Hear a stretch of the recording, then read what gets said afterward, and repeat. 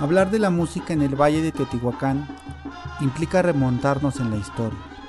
En esta ocasión comenzaremos en ese momento trágico de la historia llamado Conquista, e intentaremos encontrar los pequeños detritos históricos que llegan a nuestros días del inseparable vínculo entre la música y lo sagrado, que aún en estos tiempos podemos encontrar presente en las múltiples celebraciones religiosas que mantienen esa relación y en los instrumentos que han sobrevivido desde la época prehispánica y colonial hasta nuestros días, y que aún podemos escuchar en el Valle de Teotihuacán, en ocasiones acompañando a las imágenes religiosas que se veneran, pero aún más importante, acompañando a los habitantes, que hoy como hace siglos, a través del tañer de esos instrumentos, intentan llamar la atención de la deidad, del santo patrono, o bien de las energías que rodean estas ceremonias. A pesar que en este periodo histórico se encuentra el origen del instrumento que sustenta esta investigación, la chirimía, no centraremos mucho nuestra atención en él, ya que se abordará ampliamente en el tercer taller de esta serie. Sin embargo, sí es necesario decir que la chirimía sigue presente en la ciudad de los dioses, y cuyo sonido sigue convocando a la realización de las festividades, haciendo vibrar con su aliento a los habitantes de la ciudad de los dioses.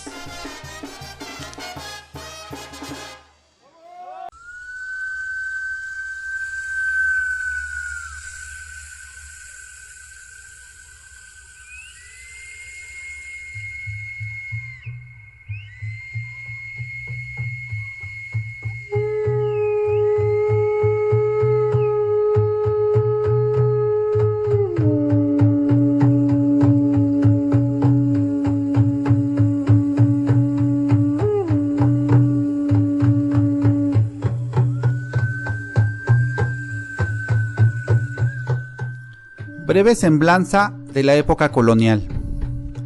Los nahuas y la conquista.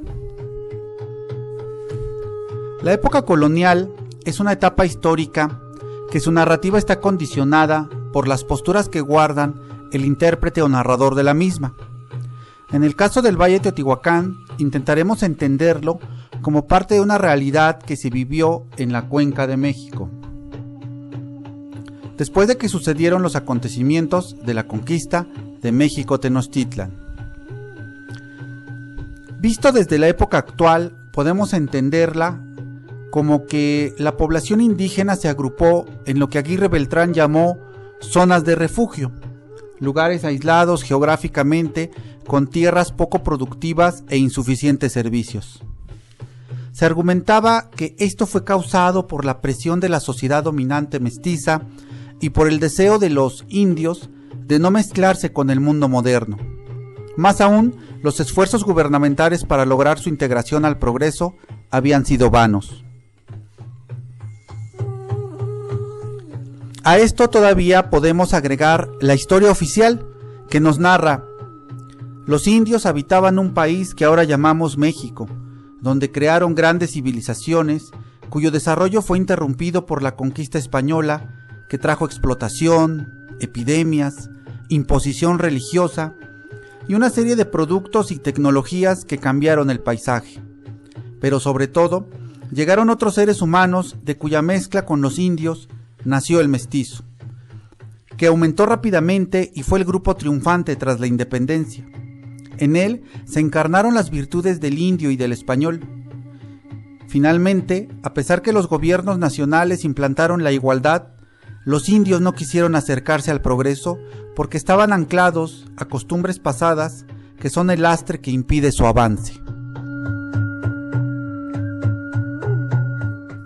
Lo anterior está basado en las interpretaciones históricas del liberalismo del siglo XIX, que considera que tras la conquista, el mundo indígena sufrió un rompimiento brutal que inició su desaparición. En este sentido, la narrativa histórica de lo que llamamos Conquista de México parece adecuarse a un drama novelístico que va de la apologética de los conquistadores y sus descendientes al drama indio, crítico y moral, narrado por los misioneros. De ellos, los historiadores mexicanos del siglo XIX optaron por lo segundo, aunque mediado por el nacionalismo criollo del siglo XVIII y el papel protagónico de los mestizos en el siglo XIX. Sin embargo, en ambos subyace la idea errónea de que los indígenas solo tuvieron un papel pasivo en la sociedad colonial. Otras posiciones consideran que hubo una continuidad y que esta fue la base para la formación de la sociedad colonial. Por ejemplo, el historiador Federico Navarrete nos dice: hoy sabemos que las características de las sociedades indígenas en cada región fueron factores determinantes de la rapidez y el éxito de la conquista española, y que también influyeron profundamente en la forma que asumió el régimen colonial en ellas. Por otra parte, el largo y complejo proceso de colonización no consistió únicamente en la imposición de la cultura occidental. Existieron importantes elementos de continuidad y de permanencia de instituciones, prácticas y creencias indígenas. No todas las sociedades indígenas desaparecieron ni fueron desarticuladas por el impacto de la colonización. Muchas fueron capaces de resistir a sus golpes y de encontrar respuestas dinámicas y originales a los retos planteados por ella. Como ejemplo de esta idea encontramos la realización de códices pintados en la época colonial, el borbónico o el tonalámatl, por dar solo unos ejemplos, mostrando una continuidad de técnicas y conocimientos del pasado. Así también la música y la danza presentaron un nivel de continuidad mayor de lo que generalmente se reconoce. Las diferentes poblaciones del altiplano mantenían identidades separadas y cada uno tenía su propia historia. Para el momento de la conquista, los mexicas eran los más poderosos, seguidos de los acolhuaque, tepaneca, chalca, xochimilca, cuitlahuaca, mixcuica, culhuaque y otomís. Recordemos que Teotihuacán era un señorío perteneciente a la Colhuacan. A partir del año 1409, Huetzin II se convierte en el primer gobernante de Teotihuacán. En el caso del Valle de Teotihuacán, su identidad estaba ligada a su origen chichimeca y la dependencia política, económica y militar de Texcoco. Rafael Ruiz propone una periodización de la época colonial para comprender mejor la historia de los nahuas coloniales. La primera va de 1519 hasta mediados del siglo, 1540 a 1550 aproximadamente, siendo una época de pocos cambios. La segunda, que comprende de 1550 a mediados del siglo XVII, fue una etapa de mucha transformación y reorganización del mundo nahua. La tercera comenzaría en el año de 1650 y llega a mediados del siglo XVIII. Aquí continuaron los cambios, llegando en algunos casos a una verdadera combinación entre las dos culturas. La cuarta correspondería a la implantación de las reformas borbónicas hasta el fin de la colonia. El proceso de dominación española no tuvo el mismo efecto para todos los pueblos mesoamericanos. Por ejemplo, para México Tenochtitlan fue muy destructivo. En territorio purépecha las consecuencias fueron menos adversas. Por el contrario, Tlaxcala, como aliada de los españoles, gozó de privilegios. En el caso del Valle de Teotihuacán fue similar al caso de Tlaxcala, ya que la Colhuacan se convirtió en un aliado importante para los españoles. El señor de Teotihuacán, solo por dar un ejemplo, Xiutototzin, fue el capitán general de las huestes de Ixtlilxóchitl, que era el Tlatoani de Texcoco. El señor de Teotihuacán murió en la llamada Noche Triste, mientras Cortés abandonaba con la derrota la ciudad de México Tenochtitlan en 1520. Por todo lo anterior, se puede decir que hubo una colonización diferencial del territorio. En el centro y en sus ciudades hubo mayor asentamiento de españoles y negros, particularmente en el Bajío, por ejemplo. En las zonas mineras del norte, los españoles no pudieron contar con la mano de obra indígena de la región, pues muchos eran cazadores, recolectores o agricultores incipientes. Por tal motivo, se colonizaron con la ayuda de indios del centro y esclavos negros, creando una cultura que combinó tales elementos. Debemos señalar que no todos los indígenas consideraron la conquista como el cambio más importante o una derrota. Lo que sería visto como el parteaguas de la historia indígena, más que los hechos militares, fueron las desastrosas epidemias. Jiménez Moreno nos dice: para los indios, la llegada de los españoles fue solamente otra fuente de dominación, no diferente a la de los aztecas.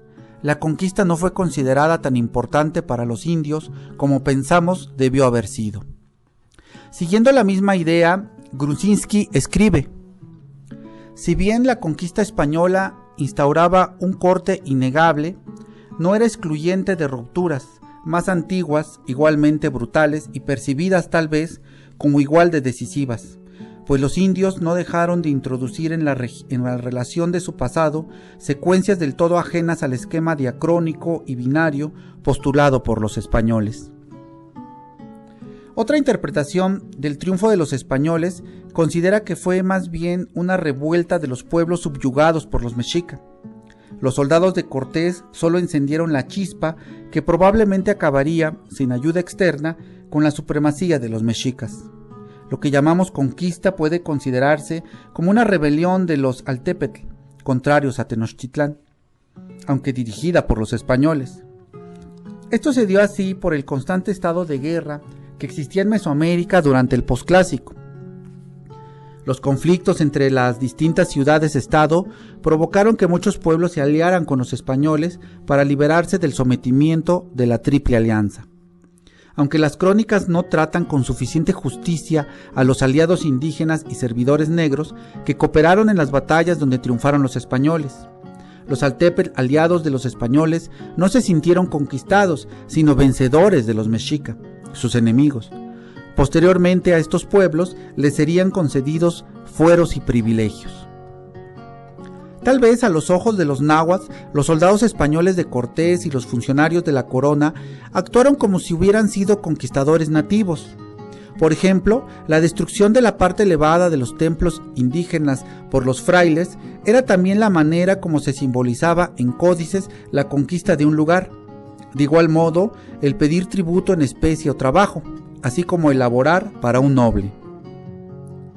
También es posible que para algunos pueblos mesoamericanos la victoria militar fuera una prueba evidente del poder del dios de los vencedores, pues su historia mostraba que estos imponían a sus dioses sin desplazar totalmente a los anteriores.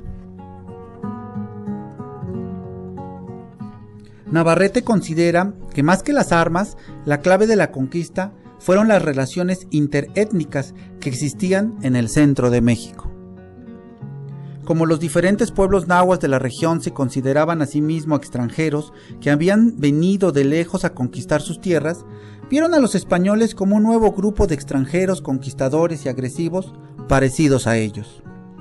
Por eso se identificaron con ellos y los consideraron como posibles aliados y no como extranjeros amenazantes.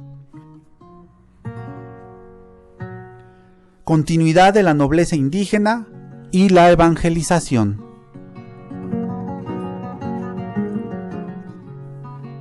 Contrario a lo que nos dice la historia oficial, la dominación española no implicó la suplantación de la nobleza nahua, sino más bien la colocación de los españoles arriba de la nobleza indígena. Navarrete señala: en un primer momento, hasta la consolidación del régimen colonial a mediados del siglo XVI, la conquista española no significó la destrucción de la estructura política posclásica, sino simplemente una más de sus periódicas transformaciones. Correspondería a los primeros virreyes desmontar buena parte de esta estructura, aunque conservando su elemento fundamental, los Altepetl locales, que fueron tan autores de la conquista como los propios españoles. Por otro lado, Rafael Ruiz nos dice: la situación de la nobleza náhuatl fue cambiando hasta quedar asimilada a la cultura novohispana. Durante el primer siglo tras la conquista, lo que serían las etapas 1 y 2, la nobleza pudo continuar con parte de sus ceremonias, que no transgredían abiertamente el cristianismo, y sobre todo aquellas a las que se les había agregado un barniz cristiano.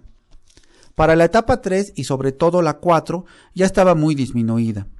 Esto aunado a las reformas borbónicas que buscaban desaparecer el dominio indirecto y cambiar la religiosidad barroca, provocó grandes cambios en la cultura náhuatl. En el caso del Valle de Teotihuacán, encontramos que en el año de 1533, por real cédula, asumió el cargo de cacique o tlatoani de Teotihuacán, don Francisco Verdugo Quetzalmamalitzin-Huetzin, quien se casa con la hija de Iztlizóchitl, tlatoani de Texcoco, doña Ana Cortés Iztlizóchitl. Ese mismo año fue confirmado este cacique por la Real Audiencia en todo su señorío, con sus tierras, tributo y gobierno. El linaje de este cacicazgo se mantuvo en funciones hasta terminada la época colonial.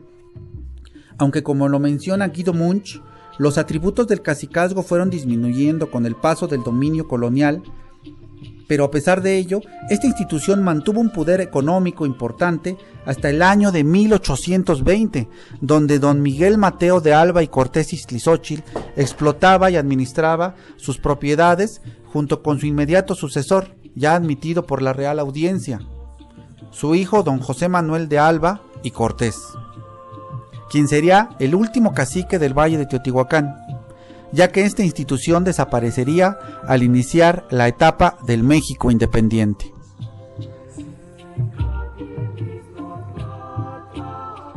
Esto nos hace pensar que la clase dominante indígena fue la que más rápidamente se españolizó, y para quienes iban orientados los intentos de evangelización, ya que ellos serían los intermediarios entre el cristianismo y los macehuales.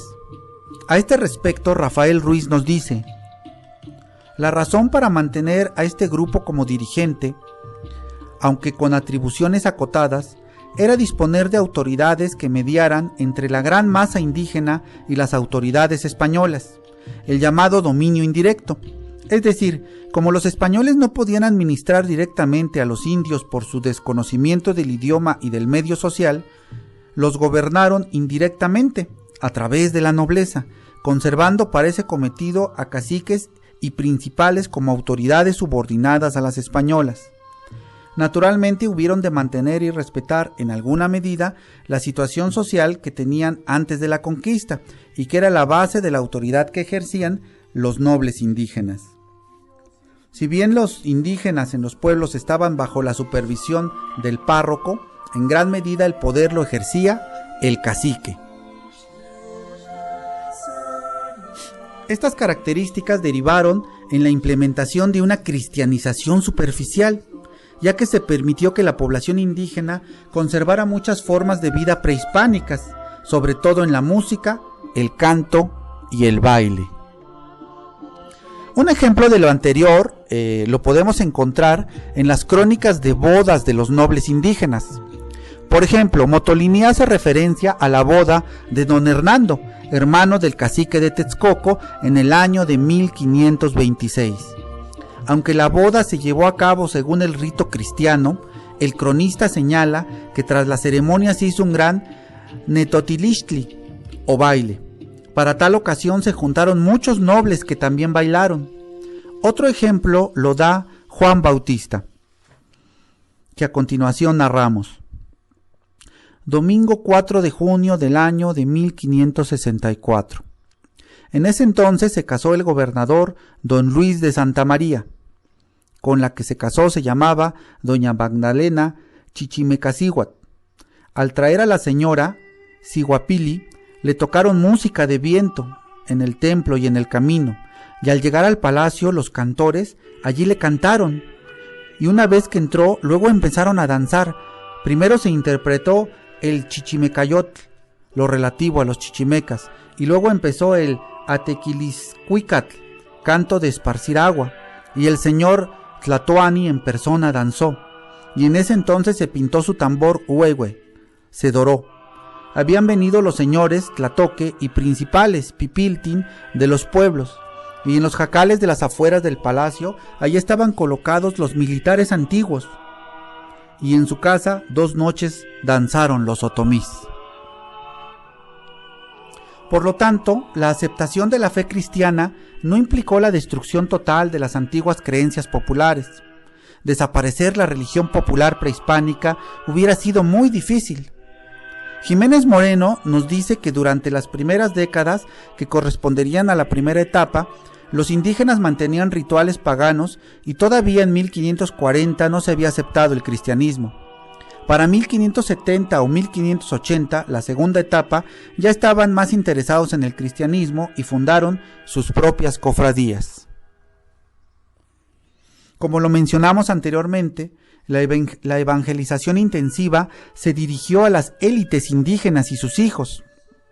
Para el grueso de la población, consistió en participar en procesiones, misas al aire libre, bautizos masivos, erigir una capilla o construir un convento. Probablemente la idea de este tipo de conversión rápida y masiva se basaba en las experiencias con judíos y musulmanes en la península ibérica. El hecho que un nahua hubiera recibido el sacramento bautismal y se llamase Juan o María tal vez era suficiente para un franciscano.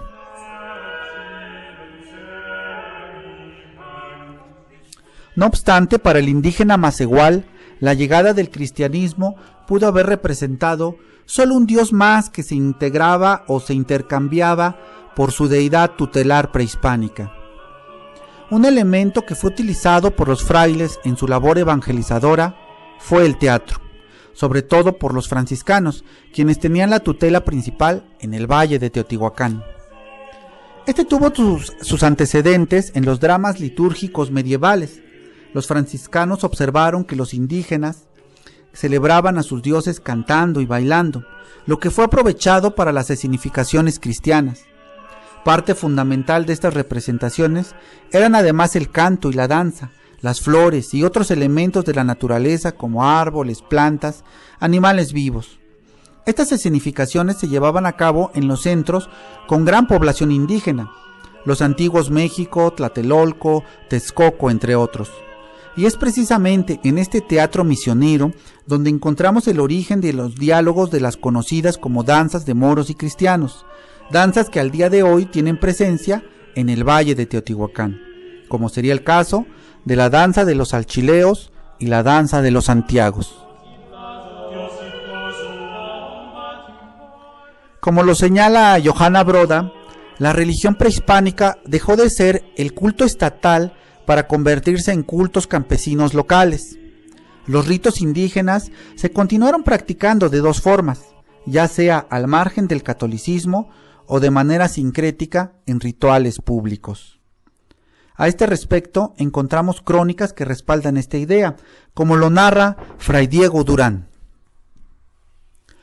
Informaré de lo más esencial y más necesario al aviso de los ministros, lo cual es nuestro principal intento advertirles las mezclas que puede haber acaso de nuestras fiestas con las suyas, que fingiendo esto celebrar las fiestas de nuestro Dios y de los santos, entremetan y mezclen y celebren las de sus ídolos, creyendo al mismo día y en las mismas ceremonias mezclarán su antiguo rito, lo cual no sería maravilla se hiciera ahora. Johanna Broda nos dice que tanto los cultos prehispánicos como los sincréticos formaron parte de la resistencia étnica, de la reproducción de ideas a nivel local. Algo semejante propone López Austin, quien decide llamar religiones indígenas coloniales a las surgidas de la combinación entre las concepciones prehispánicas y las cristianas. Broda llega a la misma conclusión. Nos dice: los indígenas no deben ser vistos solo como receptores pasivos de estos procesos de imposición, sino que reelaboraron creativamente sus formas de vida, su cultura y su religión, integrando elementos de ambas tradiciones culturales en una nueva forma de religiosidad popular. De antemano, los frailes tenían la batalla perdida, pues la idolatría, como ellos la llamaban, no solo se refería a las creencias en un sentido abstracto, más bien estaba ligada a toda la cultura e iba desde las ceremonias públicas hasta los aspectos más íntimos de la vida cotidiana. Como señala el cronista Fray Diego Durán, la religión se encontraba en los mitotes, en los mercados, en los baños y en los cantares que cantan, lamentando sus dioses y sus señores antiguos, en las comidas y banquetes, y en a diferencias de ellas, en todo se halla la superstición e idolatría, en el sembrar, en el cosechar, en el encerrar en las trojes, hasta en labrar la tierra y edificar las casas. y pues en los mortuorios y entierros, y en los casamientos y en los nacimientos de los niños, especialmente si era hijo de algún señor. Eran extrañas las ceremonias que se le hacían, y donde sobre todo se perfeccionaban era en la celebración de las fiestas. Es así que los indígenas empezaron a organizar su vida ritual sobre el principio de la mayordomía o patrocinio. Además, las celebraciones del calendario cristiano coincidían con las prehispánicas, razón por la cual las festividades de los pueblos indígenas fueron muy numerosas. Las prácticas prehispánicas justificaban el sincretismo.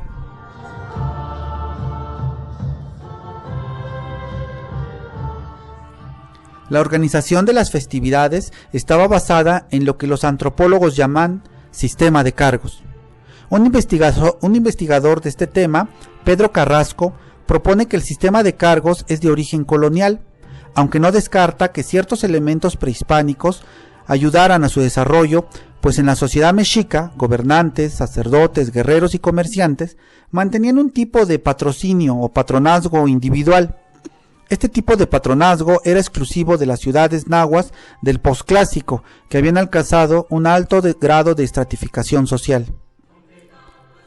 En otro medio por el cual se costeaba las fiestas y demás celebraciones religiosas sería la cofradía. De hecho, este fue el principal contratador de músicos durante todo el periodo colonial. Para el siglo XIX, tanto las cofradías como los bienes de la comunidad empezaron a disminuir, hasta casi desaparecer en el siglo XX, ya que el patrocinio individual vino a sustituir la carga comunal.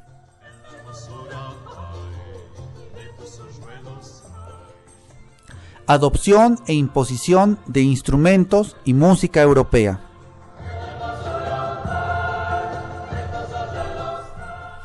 Para las órdenes mendicantes que llegaban a la cuenca de México, en donde se incluye el Valle de Teotihuacán, encontraron una gran ventaja al enseñar canto y música instrumental europea a la población indígena, ya que se cumplirían varias funciones. Primero, suministrar músicos para el culto. Segundo, facilitar su adaptación a la civilización española. Y finalmente, como medio de cristianización. En esto ayudó que los clérigos regulares tenían mucho más competencia musical que los seculares. En un principio, la adopción del instrumental europeo se da no tanto por la presión, sino por la atracción que ejerció entre la población indígena. La danza y el baile pudieron mantenerse por más tiempo, pues los patrones de movimiento son aprendidos desde la infancia, además que la danza se podía integrar más fácilmente al culto católico. Algunos investigadores consideran que tal vez los frailes se valieron de un paso intermedio para enseñar la música religiosa, primero usando la nativa y después la europea. Según esta idea, habrían tomado ritmos y melodías indígenas para agregarles el mensaje cristiano. La población nahua de la Cuenca de México, donde estaría incluida la del Valle de Teotihuacán, contaban con un desarrollo cultural perfectamente estratificado que permitía especialistas en la construcción de instrumentos musicales, su ejecución y composición musical, que se utilizaba principalmente en diversas festividades. La introducción de las nuevas tecnologías tuvo un interés importante en la población en general y, claro, dentro de los diferentes especialistas que ya existían anteriormente. A este respecto, Rafael Ruiz nos dice: al igual que otros objetos tecnológicos, los instrumentos musicales europeos llamaron rápidamente la atención de los nahuas, sobre todo los que manifestaban una complejidad constructiva como los de cuerda y los de aliento, metal y madera, por no mencionar el órgano. La mayor parte de ellos fueron tocados en las iglesias por los propios naturales. Los instrumentos introducidos por los españoles en México en el siglo XVI se dividían en dos clases: los que se escuchaban en los eventos religiosos y los de uso profano. Descontando el órgano, los instrumentos de uso religiosos eran alientos, ya sea sirvieran para duplicar y apoyar las voces en el coro, acompañar procesiones o asistir a bautizos y entierros. Por lo general, las cuerdas, frotadas o punteadas, estaban consideradas como instrumentos de uso profano y se utilizaban en bailes y acompañaban los romances.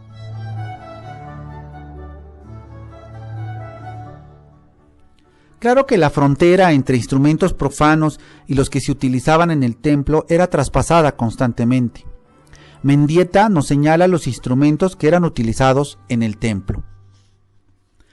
Una cosa puedo confirmar en verdad, que en todos los reinos de la cristiandad, fuera de las Indias, no hay tanta copia de flautas, chirimías, sacabuces, orlos, trompetas y atabales como en solo este reino de la Nueva España.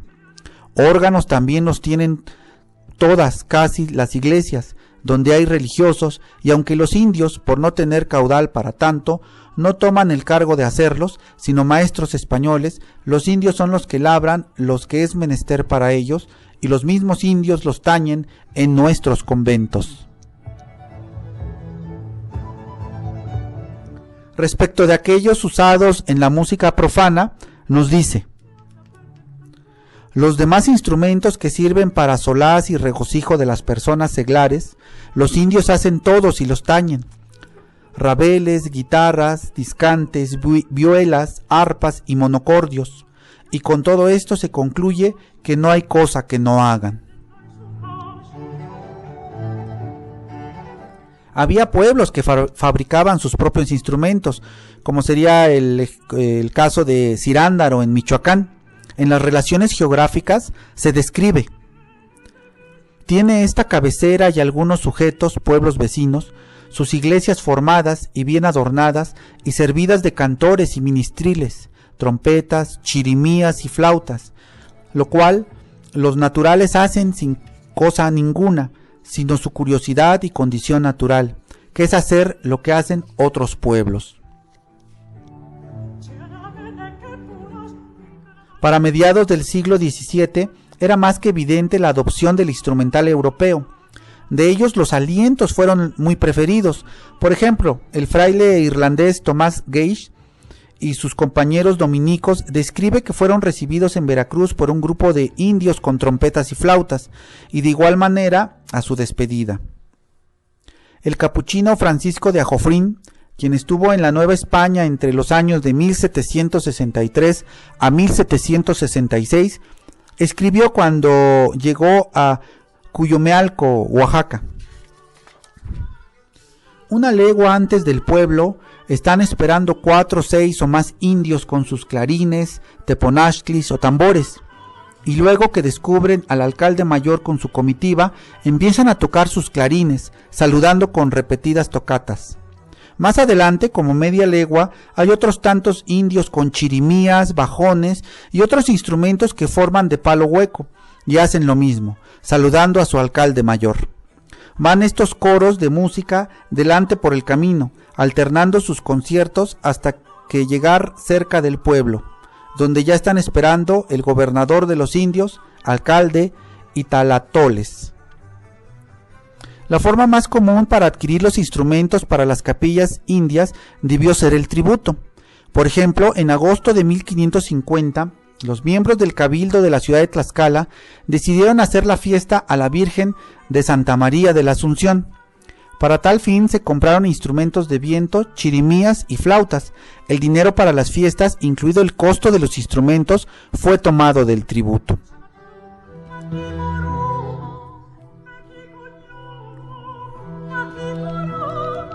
El capuchino Francisco de Ajofrín, quien estuvo en Nueva España a mediados del siglo XVIII, señala: apenas se encuentra pueblito de indios que no tenga su órgano y muchos toquen clarín, flautas, chirimías y otros instrumentos propios de la nación.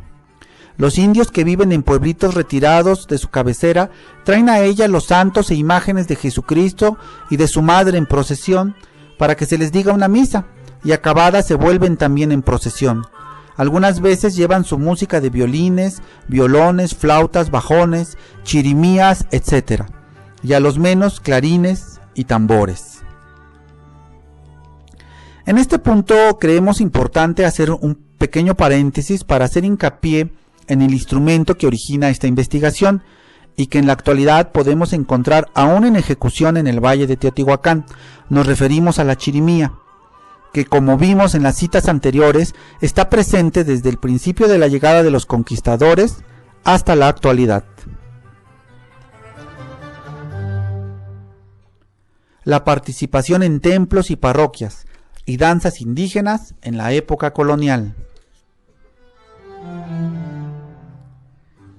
El prestigio que representaba participar en las celebraciones religiosas es una herencia mesoamericana que se traslapa a la época colonial, situación que fue aprovechada por las autoridades civiles y religiosas para mantener el orden en los pueblos, supervisando con éxito variable la enseñanza musical en las iglesias. El término náhuatl para los servidores de la iglesia era teopantlaca, aunque el músico principal fue llamado a la manera española maestro de capilla. En ocasiones, se aplicó a los cantores y si bien llegaba a usarse para todo el personal al servicio de la iglesia, estaba más relacionado con los músicos. Debemos aclarar que aunque se mencione la palabra cantores, tocaban instrumentos. Sobre esto Gibson escribe: en muchos pueblos los cantores indígenas de la iglesia eran funcionarios municipales encargados de enseñar la doctrina los domingos y días de fiesta. El puesto de cantor era honorable y de alta estima en que eran tenidos los cantores parece haber sido constante desde los tiempos anteriores a la conquista, cuando los tlahtloque, los señores gobernantes, mantenían grupos de cantores nobles.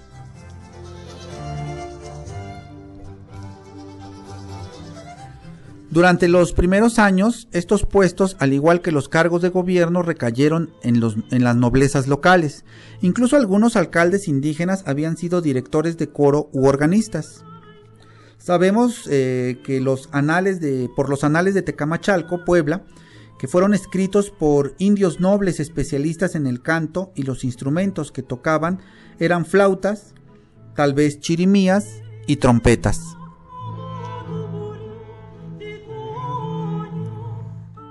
Ser músico era importante, pues al no poder acceder a la carrera eclesiástica por su condición de indígena, el cargo de maestro de capilla se presentaba como una opción para entrar al servicio de la iglesia. La forma de aprender música variaba, pues si no había un maestro en la propia comunidad, se contrataba uno externo o se enviaban a los pupilos a estudiar a otro lugar. El gran número de indígenas dedicados a la música fue mal visto por las altas autoridades. Por consiguiente, en el año de 1561, el rey Felipe II emitió un edicto contra el exceso de instrumentistas. Por cierto, en él se mencionan trompetas reales y bastardas, clarines, chirimías, acabuces, trompones, flautas, cornetas, dulzainas, pífanos, vihuelas de arco y rabeles. En cuanto a la ejecución de danzas, los nahuas de la Cuenca de México y zonas aledañas continuaron ejecutando sus danzas y música en las fiestas durante todo el periodo colonial. Las razones eran varias: reproducción cultural, control político y social, resistencia, medio de evangelización, razones estéticas o simple recreación, pues la fiesta en la época prehispánica era al mismo tiempo un asunto político, religioso y económico.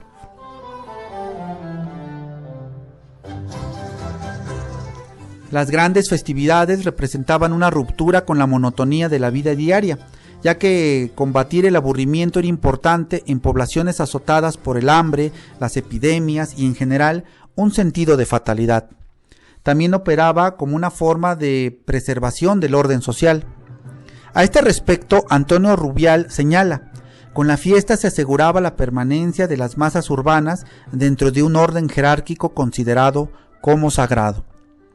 Igualmente debían servir como ejemplo para el pueblo, al grado que las autoridades las patrocinaban y corrían con los gastos. Incluso los frailes recomendaban que los indígenas mantuvieran algunas tradiciones festivas. El jesuita Joseph de Acosta, quien estuvo en el Perú y la Nueva España entre los años de 1572 a 1587, señalaba que en toda la República la gente debe tener recreaciones y pasatiempos, sean juegos, bailes o ejercicios de gusto. Si bien consideraba que algunas de estas danzas se hacían en honor a sus ídolos, esta no era su función primordial, sino más bien la recreación y regocijo del pueblo. Y no es bien quitárselas a los indios, sino procurar no se mezcle superstición alguna. El que la población indígena participara con sus danzas, representaciones y músicas en las fiestas cristianas era promovido por las mismas autoridades civiles y eclesiásticas durante los 2 primeros siglos, hasta las reformas borbónicas, pues consideraban que esta era una forma de acercarlos a Dios. A este respecto, Clavijero nos dice: sin embargo, de ser tan imperfecta su música, eran bellísimas sus danzas. Desde niños se ejercitaban en ellas bajo la dirección de los sacerdotes. Eran de diversas suertes y con diferentes nombres que expresaban a la calidad de la danza o las circunstancias de la fiesta en que se usaba. En unas danzaban en círculo y en otras en fila. Unas eran de un solo hombre y en otras danzaban también las mujeres. Vestíanse para la danza los nobles de los más ricos vestidos, adornábanse de brazaletes, zarcillos, pendientes de oro, pluma y pedrería, y llevaban en una mano un pequeño escudo cubierto de las más vistosas plumas, o un mosqueador de la misma materia, y en la otra un ayacachli, que era un calabacillo con muchos agujeros y cantidad de pedrezuelas dentro, que agitaban acompañando su ruido, que no era desagradable, el son de los instrumentos. Las tradiciones y costumbres indígenas como la danza y la música no solo se mantuvieron por razones prácticas, sino también políticas. Solange Alberro da 2 argumentos. Primero, para la corona, la participación de todos los grupos en las celebraciones urbanas era parte del orden imperial. Segundo, para la sociedad colonial, dichos espectáculos ya eran sentidos como propios, tanto para los criollos, castas e indios. La separación entre República de Indios y de Españoles permitió que los primeros mantuvieran muchas de las costumbres. Aunado a ello, el gobierno indirecto ejercido por la corona proporcionó cierta independencia para las comunidades y en las parcialidades en la Ciudad de México. Así los nahuas mantuvieron mantener un tipo de reproducción y continuidad cultural. Las fiestas ayudaban a la economía, pues eran ocasiones para que se pusiesen mercados y se ofrecían sus productos durante las procesiones, y a pesar de que ambas actividades estaban prohibidas, por respeto y reverencia, nunca fue posible erradicarlas.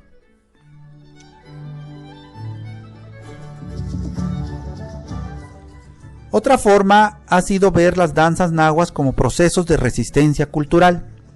Verlo así no es tan fácil, pues una misma danza podría tener 2 interpretaciones. Y solo por dar un ejemplo, vamos a citar que algunos investigadores consideran que la danza de moros y cristianos representa el teatro militar de la humillación, donde los indios toman el papel de los moros exhibiendo su propia derrota. Pero otros plantean que la participación de los indígenas en las danzas de conquista reflejaría el papel que tuvieron en la derrota de los mexicas. Tal vez ellos no creían tanto representar una victoria española, sino la propia ante sus antiguos enemigos de la Triple Alianza. Esta característica estaría manifiesta de acuerdo a la región donde se ubique este tipo de danza. En el caso del Valle de Teotihuacán, aún en la actualidad existen 2 tipos de danza de conquista, que de acuerdo a la clasificación de Arturo Warman, ocuparían 2 de los 3 ciclos que él plantea. Tal es el caso de la danza de Alchileos y la danza de los Santiagos. Es característica de ambas danzas que la parte perdedora es la que tiene más lucidez en su ejecución, tal vez encajando esta característica en lo que el antropólogo Efraín Cortés llama el alarde de los vencidos.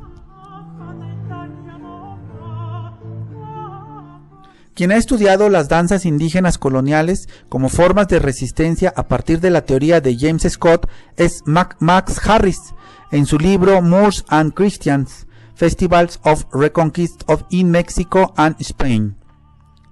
Considera que las formas de resistencia en la danza no son manifiestas, más bien están ocultas o enmascaradas, y solo son evidentes para un grupo. Por eso, aunque en las danzas participan santos cristianos, reyes católicos, sultanes o caballeros medievales, para los indígenas los significados eran otros. Es así como el binomio canto-danza anterior a la conquista se mantuvo durante todo el periodo colonial, y de esta manera se presentaba en fiestas religiosas católicas, recibimientos de funcionarios virreinales, lo mismo civiles que religiosos, o en las visitas entre autoridades indígenas.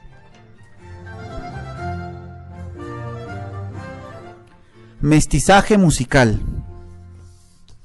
Finalmente, podemos concluir que algunos aspectos de la música náhuatl desaparecieron, no tanto por la persecución de la Iglesia, sino como olvido ante la atracción de la música europea.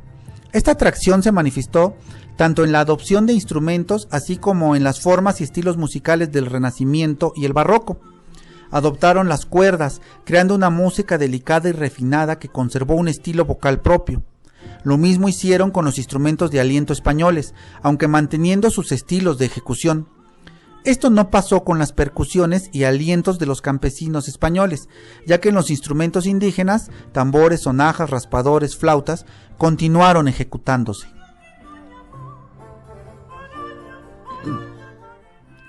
En relación a la danza y el baile, sucedió algo diferente. Sabemos que en las culturas estatales mesoamericanas, la danza era una forma de culto religioso y una manera de reproducir la historia de las clases gobernantes, situación que comenzará a ser reinterpretada y reelaborada a la luz de las nuevas experiencias y necesidades producto de la conquista. De esta forma, aparecen personajes como Cortés, La Malinche, Pedro de Alvarado, reyes españoles, franceses y moros, además de una serie de santos y vírgenes. Sin embargo, esto solo sucedió en el contenido. El estilo dancístico continuó. Se ha dicho que como estrategia para la evangelización, los frailes subrayaron las coincidencias que las fiestas cristianas tenían con las prehispánicas en música, canto y representaciones dramáticas. Seguramente esto acercó a los indígenas a la religión católica, pero al mismo tiempo permitió que se conservaran ciertos elementos de la religión antigua, solo que cubiertos de ropajes cristianos. Si los frailes pensaban que utilizando las ceremonias y cultos indígenas ayudaban a introducir el cristianismo, los resultados de su esfuerzo fueron otra cosa. Probablemente el interés que vieron los evangelizadores en los indígenas por la religión católica no era más que una actuación ante el poder de sus nuevos gobernantes. Hemos visto en base a estudios como los de Johanna Broda que las fiestas en la sociedad mexica operaban para mantener y reforzar el orden social. Entonces, ¿cómo se puede entender que muchas características de las fiestas náhuatl hayan continuado en la colonia? La fiesta cumple varias funciones, una de ellas la arriba señalada a nivel general del estado, aunque también a nivel de comunidad o barrio. Aquí creemos que el papel de la nobleza náhuatl fue fundamental. Si la organización de la fiesta implicaba esfuerzo y gasto, es comprensible que la élite indígena tuviera un papel central, pues gozaba de prestigio y poder para llevarlas a cabo. Y finalmente podemos decir que aunque en términos estructurales, armonía, ritmo y forma, la música indígena y mestiza puede ser semejante, la principal distinción entre una y otra yace en su función y un diferente sistema de valores o etos sobre el que se sustenta.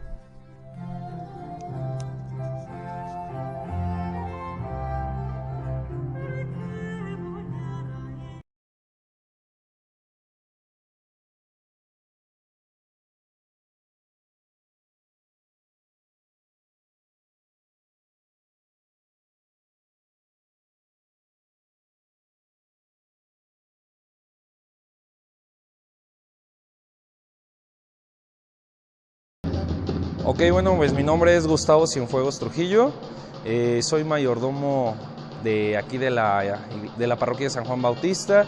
Pues ya llevamos 2 años organizando las festividades en honor a la Virgen de la Candelaria.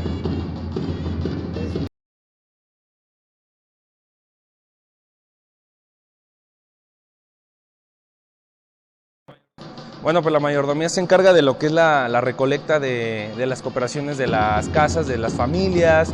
Se encarga de llevar a cabo lo que es el recibimiento de imágenes, de organizar la pirotecnia, el arreglo floral, de buscar los donantes para los vestidos de las imágenes, en fin, de todo lo que conlleva lo que es la festividad de la Virgen de la Candelaria, de la festividad del Señor San José y de San Juan Bautista.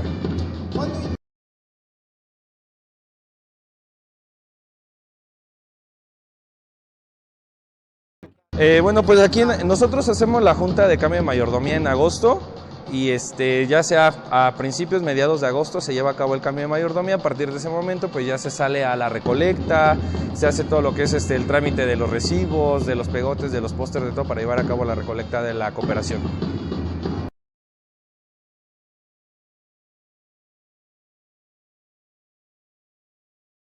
Sí, así es, se lleva a cabo lo que es la contratación de bandas, de chirimía y de mariachi.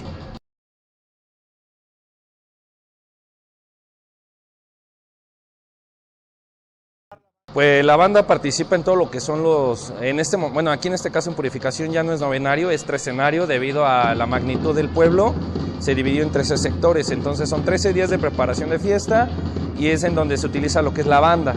Muchas familias a veces le ponen mariachi o a veces le ponen chirimía dentro de esto, pero donde ya tiene mayor participación la banda y la chirimía, bueno, pues es a partir del día 1 de febrero, que es cuando se supone que la imagen patronal, que es esta que tenemos aquí al ladito, se encamina hacia lo que es el recibimiento de imágenes. En ese momento, bueno, pues la banda entra, le toca las mañanitas, asimismo la chirimía, y bueno, pues ambos la acompañan al recibimiento y están amenizando el evento hasta el momento en que ella regresa a la parroquia con todas las imágenes invitadas y posteriormente se hacen las celebraciones antes del recorrido grande.